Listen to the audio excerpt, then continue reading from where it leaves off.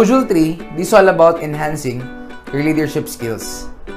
Alam niyo po sa negosyo natin, madali po ang magpa-join. Madali po ang magpasali ng prospect. Pero ang challenging is mag-keep ng downlines and mag-keep ng mga napa-join mo. More or less, may mga nag-join sa atin probably dahil users lang. Yung iba dahil gusto lang yung benefits. So, hindi natin sila pwedeng sisihin. Meron tayong tinatawag na attrition.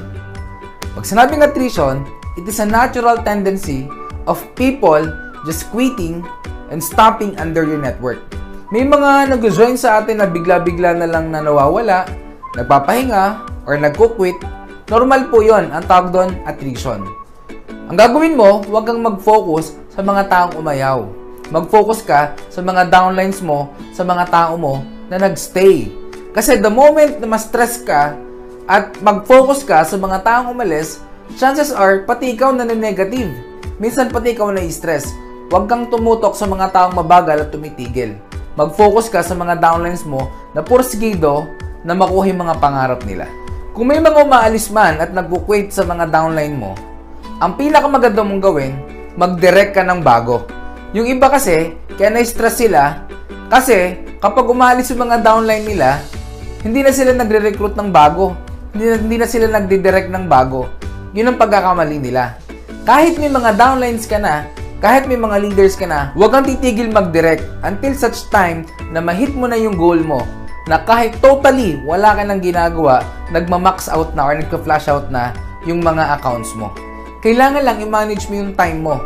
Magsaset ka ng percentage ng effort na ibibigay mo para i-keep mo yung downlines mo at percentage ng effort na ibibigay mo para mag-direct ka ng bago. Huwag kang magpo-focus lang sa activity ng downline mo. Meron kasi mga upline na wala nang ginawa kundi babaan yung mga downline.